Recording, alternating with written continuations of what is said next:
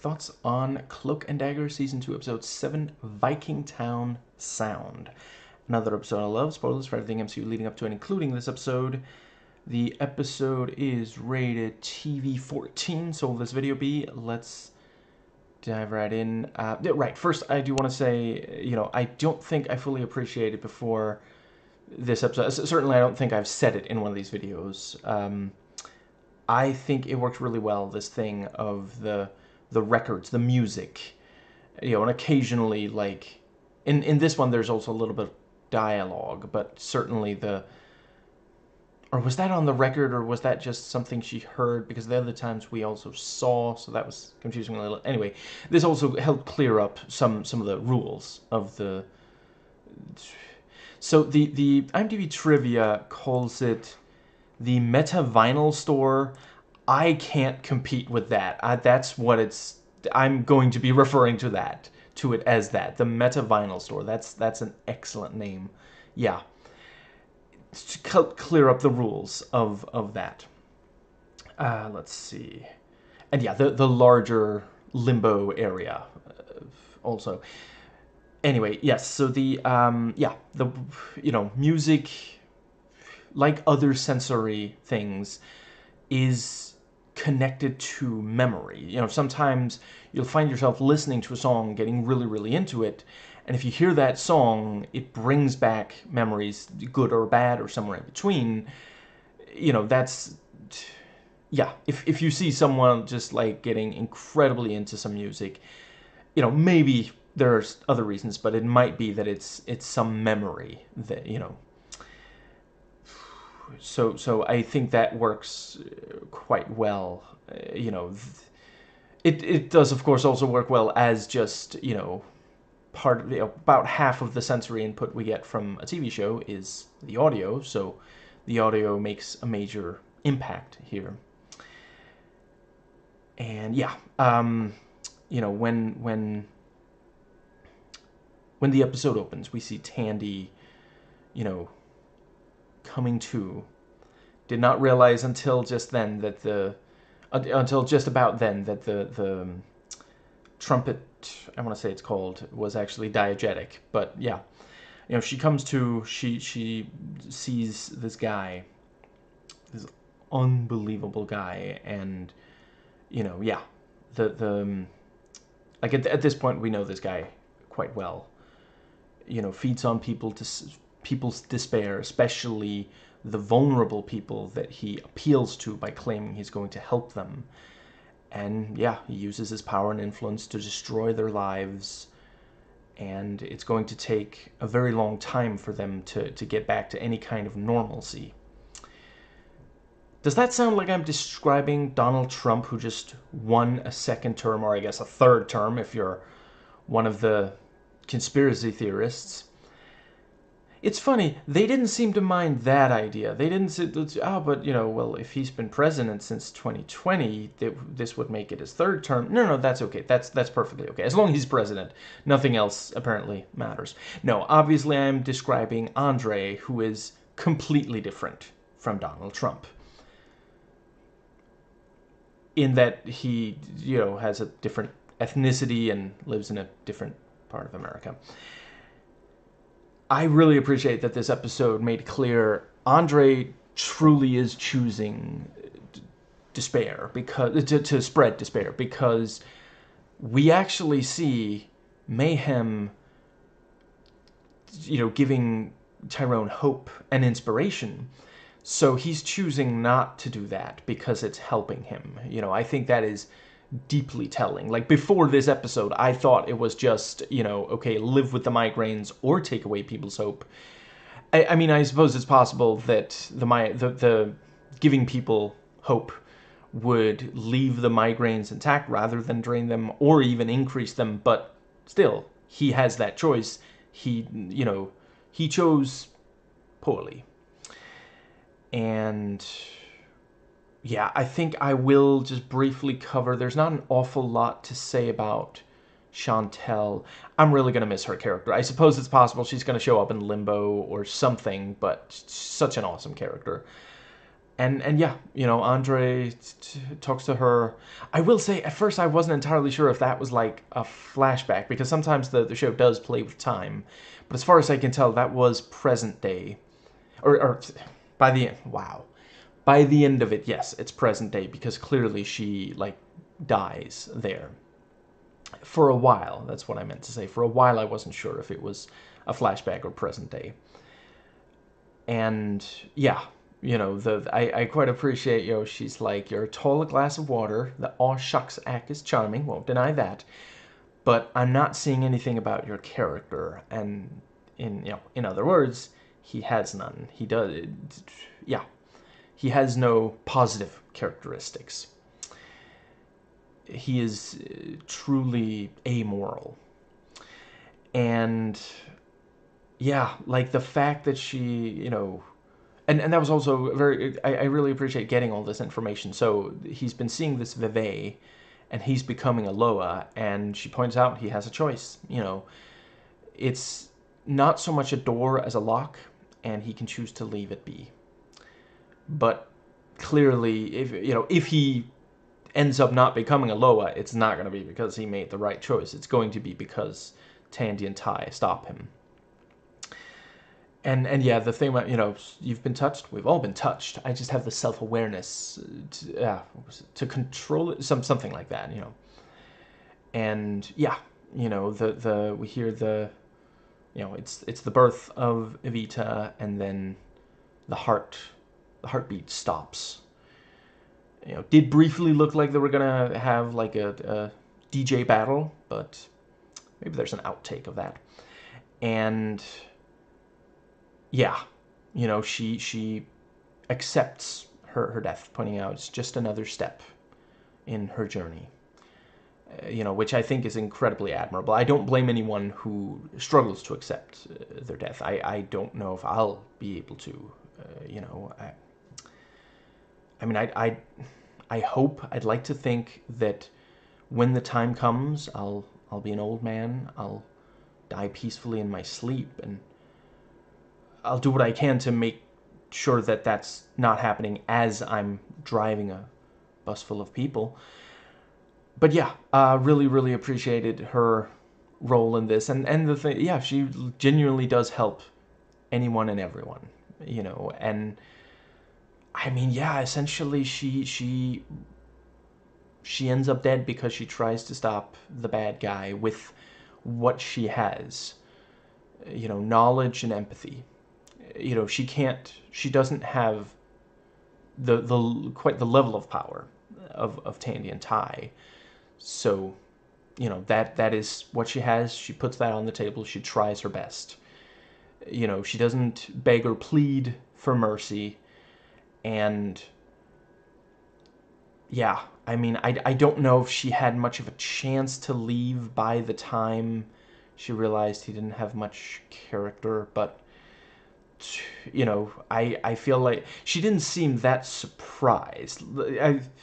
She must be one heck of a poker player, but still, she didn't seem surprised. And yeah, I mean, she knew that one day she might meet someone evil who was trying to use this. So, you know, she accepted that risk and genuinely didn't seem like, you know, devastated at it. Not a lot to say about Mayhem, so I'll just briefly cover her. Really appreciate that she is still... Yeah, she was hiding in another part of Limbo, waiting for the right time to strike in the meta... That might be even cooler, but I'll stick with Meta Vinyl Store. And I will say I think they overplayed their hand a little bit with the meaningful looks between her and Auntie. I feel like at least one of them should have been noticed by Andre. But yeah, you know, she was just waiting for the right time. And once, you know, she has the Meta Vinyl Store to herself, she becomes quite the music critic. She's breaking records all over the place, like phone up the Guinness Book of World, right? Anyway.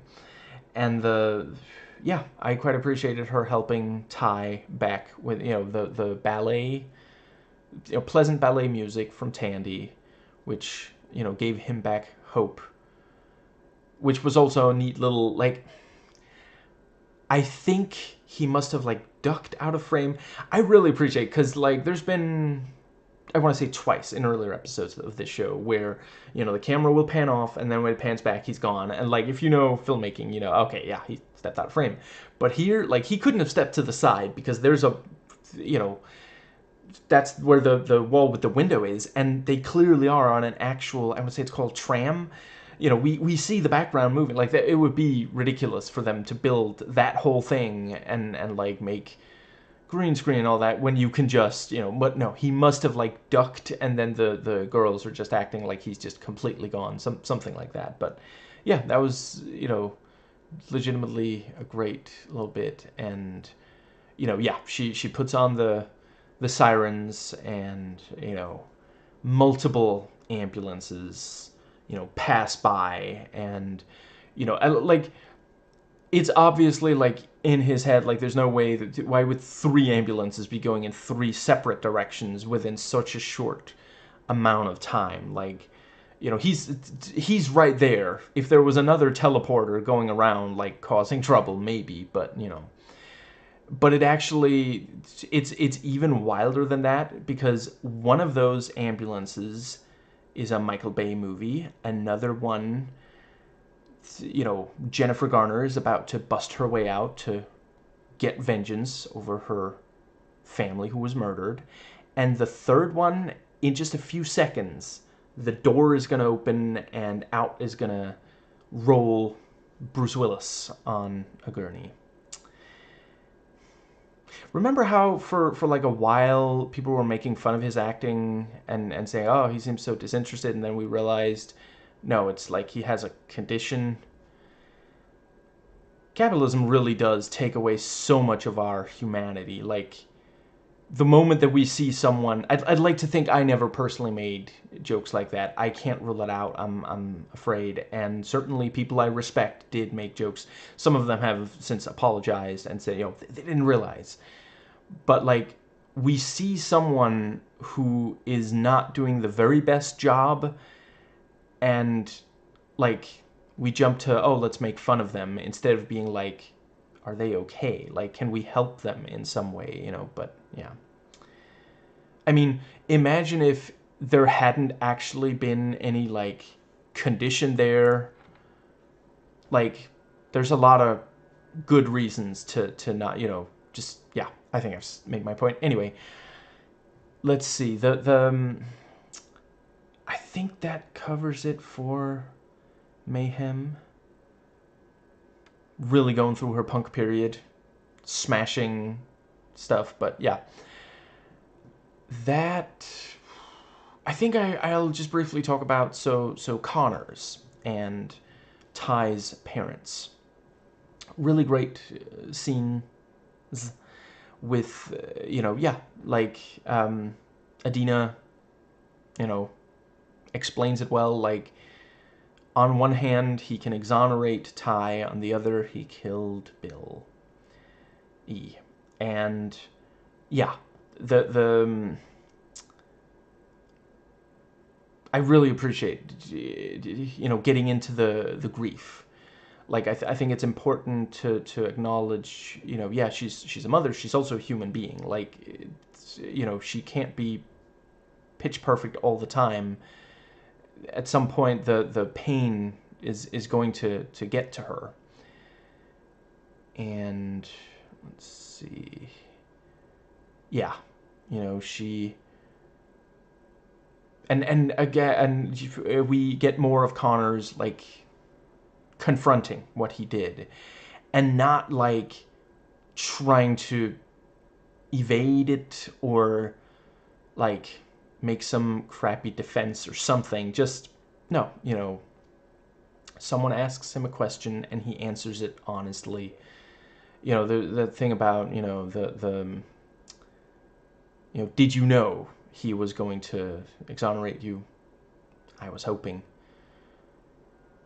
And what was it? Did you know that he would frame, Tyrone. At the time, I didn't care, just really appreciate this brutal honesty. And yeah, she points out, so you call your senator daddy, I mean uncle. He literally did cry uncle. And we finally do get the, yeah, we find out where he buried Billy. Just, yeah, really just complete lack of respect for human life. And also the detail of that, oh, we got a report that, a young boy, was stealing the radio. A young black boy.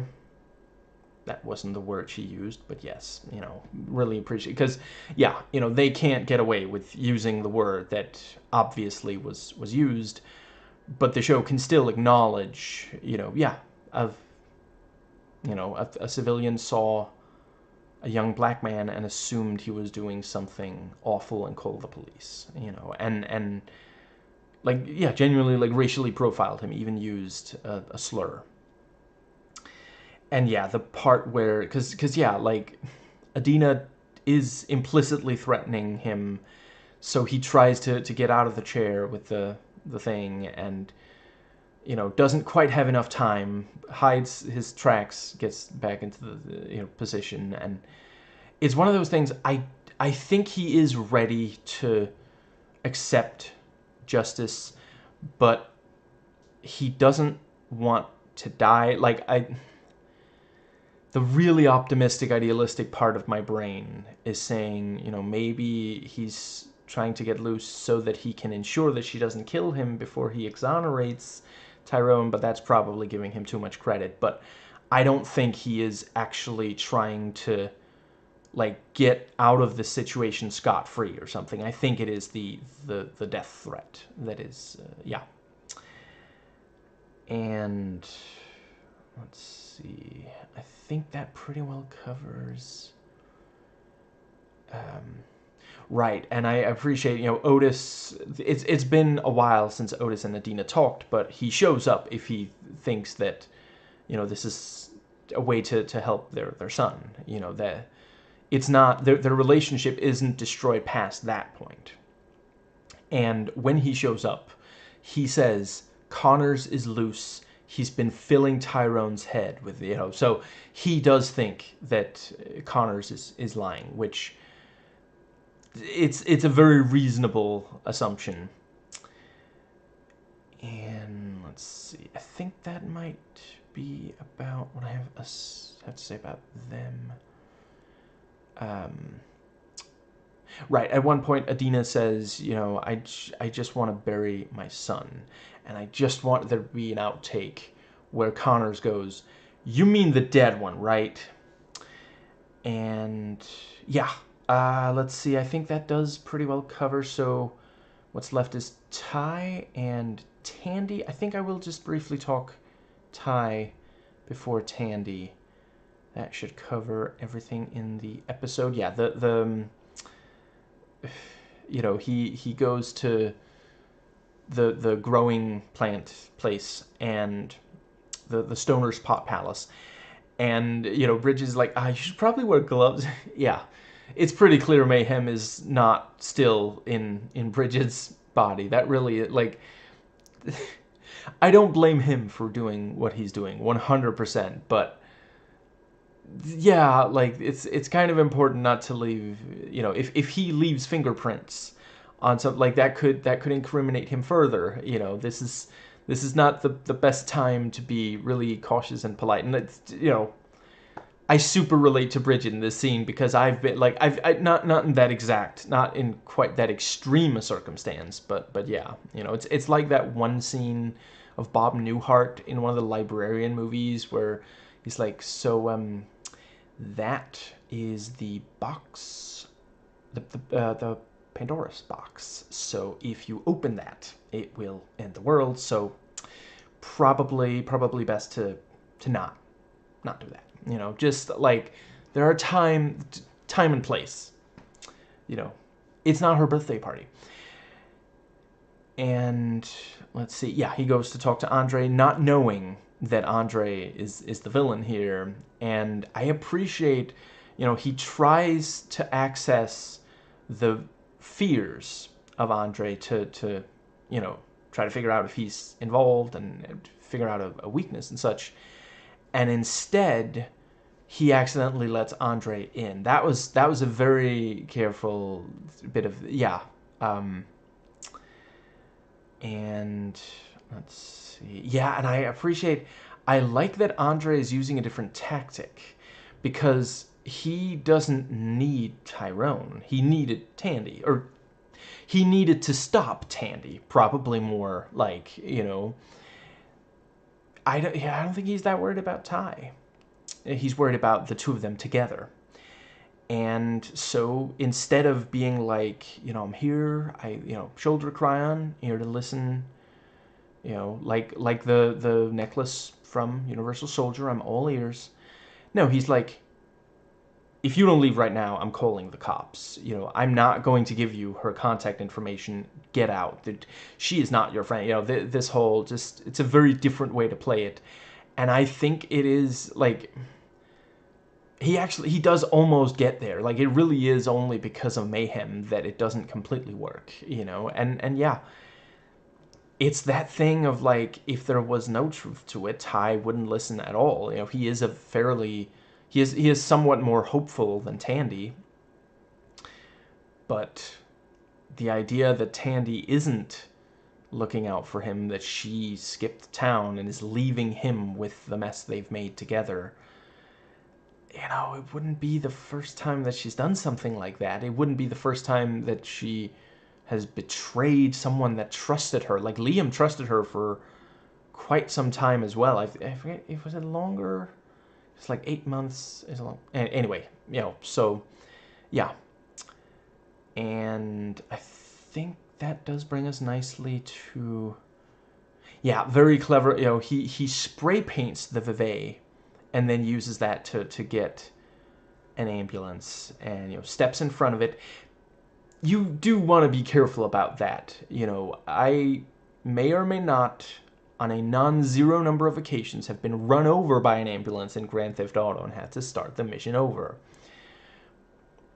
Yeah, in retrospect, it's pretty funny. But yeah, he teleports in there and crashes the ambulance, teleporting out just in time, and just, yeah, really, really cool. And the climax, I think I want to talk more about that when I talk Tandy, but I will just briefly say, the part at the end, like, holy crap. Okay, I'm almost definitely going to do an episode tomorrow, so I'm not going to have to wait forever to find out what happens next, but what a cliffhanger. Because this is, yeah, we saw in an earlier episode, if he teleports too much within a short amount of time, it kind of wears him out. In that episode, nothing came of it, but here, that was a lot. That was a lot in a very short amount of time, and he was probably at least still somewhat weakened from the despair. That apparently the character is called Despair. Andre's character, yeah. The which I feel like is a pretty decent horrorcore rapper name. But yeah. He looks like he's in pain, like he's in trouble, like he's not blowing smoke. Or he's not only blowing smoke.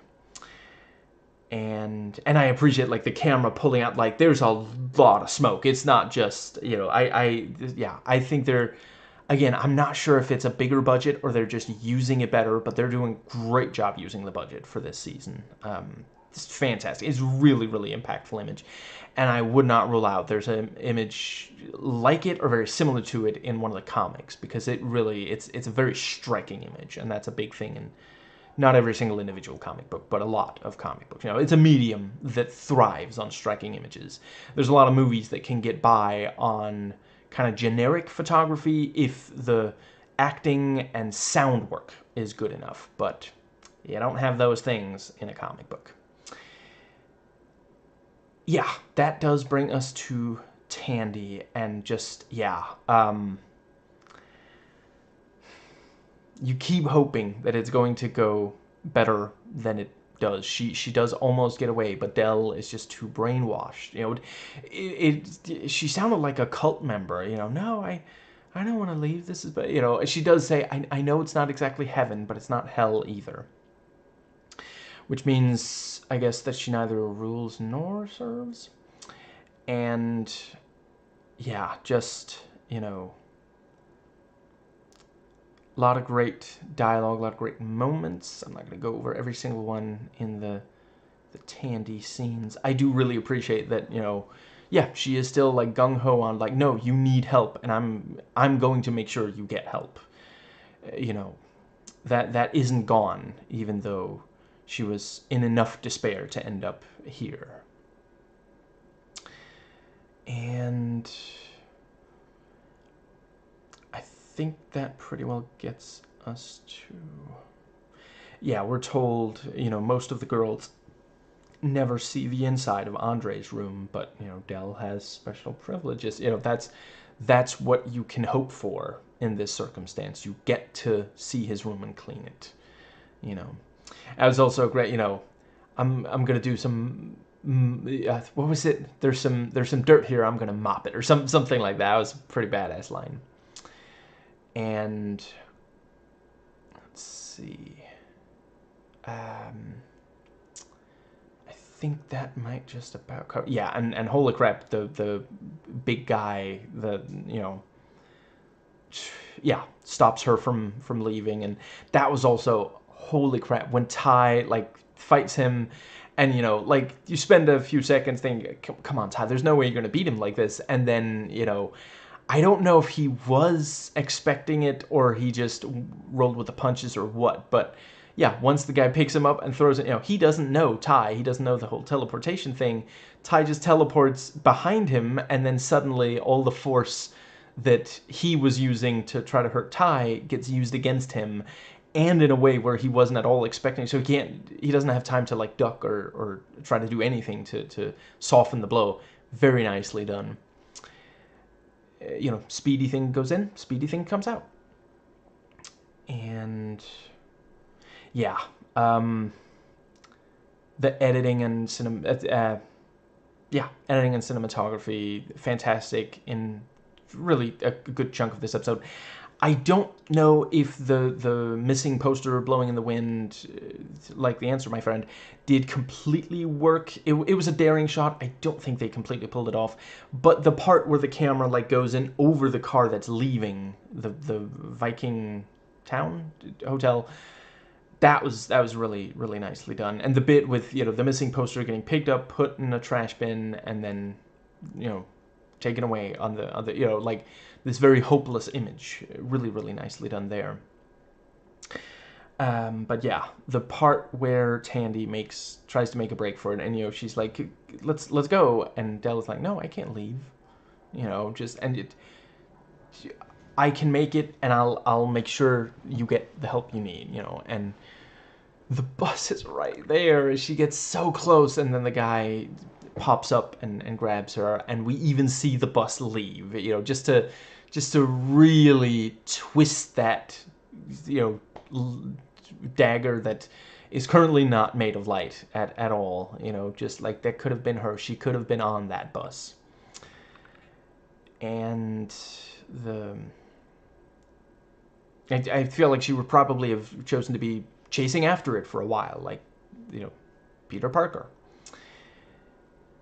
Yeah, and the, you know, the smoke blown, and, you know, we have the thing about she can barely move, and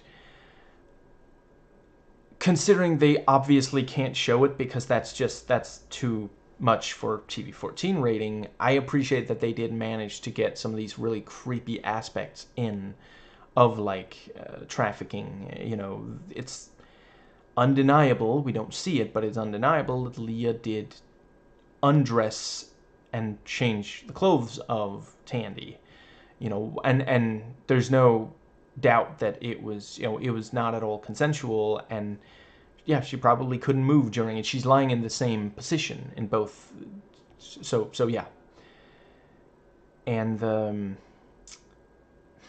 yeah, they're after where, you know, you see the guy walking into the room, and then it cuts, and then next thing you see, he puts money on the table, and she's sitting there devastated. So, yeah, you know, she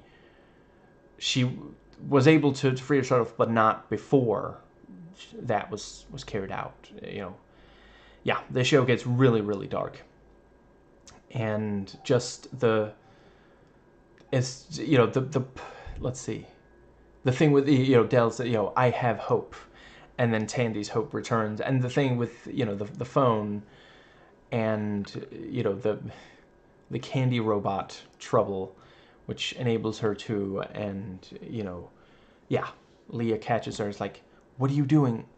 I just wanted to play Candy Crush, you know, but no, she checked, and it's, yeah, the girls from the other night aren't dead. They were rescued, and the and her mother is looking for her. She didn't abandon her, you know, just, which yeah, that is, like, we know that that's how they operate. They make them think that they're alone in the world. That Leah and Andre make the girls think they're alone in the world, so that they're more pliable. And let's see, I also like the detail that when Tandy explains, you know, no, they were rescued. They're not dead. You know, I rescued them. Then Dell says, you can't have rescued them by yourself. You know, that she's still not quite ready to believe, but she's also not completely rejecting the idea out of hand. She doesn't say that's ridiculous and then move on. She says, you can't have done it alone. You know, so that's, yeah. And yeah, the dagger lighting up in Tandy's hand, her surprise at it, and relief. You know, she's cutting through walls, attacking the various. Yeah, that was really satisfying. She throws one of the Johns through a window, which, you know, I'm not saying every single person who goes to sex workers is a terrible person. It depends pretty much entirely, in my opinion, on whether or not the sex worker seems to be happy with her job, and how he treats her, these kinds of things, you know. And, like, it's clear that they're not looking, these are not guys who are looking for willing sex workers, you know. Like, we already saw the guy that, you know, went to Tandy, and we were told, you know, she can barely move, and, you know, she's sitting there devastated. Like, clearly, yeah, it's one of those things of cinematic shorthand. We don't see for sure if the other guy is exactly like that, but there's a decent chance that that's, you know. And it's also one of those things, why would Leah and Andre risk bringing in a John that does actually care about these girls and might try to rescue one of them? You know, that's the kind of thing that only works if what you're doing is 100%, you know, if, like, Johns like that might end up finding girls who legitimately are not interested in leaving, because that's, you know, they're okay with that choice. You know, sex work is work. And I think that might be about what I have for this one. Yeah, the relief when Tandy and Ty are reunited is also palpable, and then, you know, of course it has to end on the downer that he is yeah. I think that might just about cover.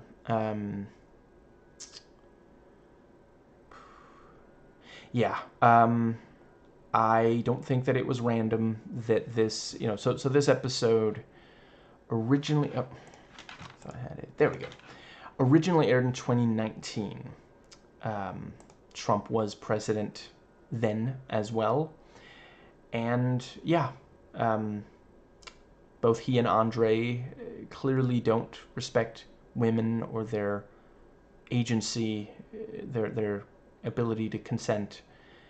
And yeah, you know, I would definitely say this is another case of an MCU villain during this period. You know, yeah, being representing parts of what Trump, yeah, represents. Yeah, really looking forward to next episode. So there's what, 3 episodes left? Holy crap! Yeah, they're doing such a solid job building towards. Yeah. Let's see. So yeah, that is absolutely everything. So hope to catch you again for the next one.